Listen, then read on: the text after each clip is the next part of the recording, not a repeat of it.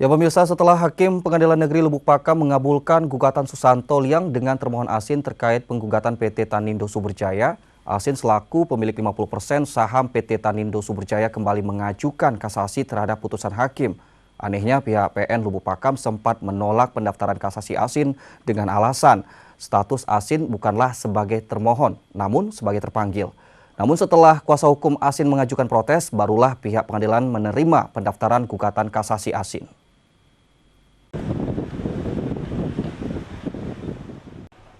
Setelah Hakim Pengadilan Negeri Lubuk Pakam Rina Sembiring sebelumnya mengabulkan gugatan Susanto Liang selaku pemohon terkait pembubaran PT Tanindo Suberjaya, Asin selaku pemilik 50% PT Tanindo Suberjaya kembali melakukan perlawanan dengan mengajukan kasasi atas putusan hakim pada Kamis siang kemarin.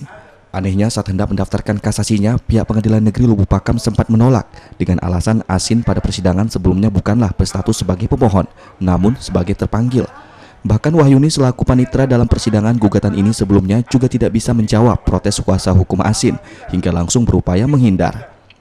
Setelah sempat beradu argumen dengan Humas dan Hakim Pengadilan Negeri Lubuk Pakam, pendaftaran kasasi Asin melalui kuasa hukumnya Luhut Nadabdab dan Imran Kurniawan Silalahi akhirnya diterima. Pihak kuasa hukum Asin juga sempat mengaku heran apa alasan PN Lubuk Pakam menolak kasasi kliennya selaku pihak yang dirugikan dalam kasus ini. Untuk pendaftarannya mungkin tadi ada kendala, ada kesalahan teknis mungkin dari pihak pengadilan, tapi sudah sempat dikonfirmasi. Intinya pengajuan kita tetap berdasar pada aturan bahwa berdasarkan putusan penetapan itu Pak Asin sebagai pihak yang dirugikan berhak mengajukan kasasi selama ada tenggang waktu dalam putusan itu. Jadi intinya sudah diterima, semoga proses hukum tetap berlanjut. Semoga kasasi kita nanti diperiksa oleh pihak Mahkamah Agung. Untuk tahap selanjutnya kita akan menyerahkan memori kasasinya.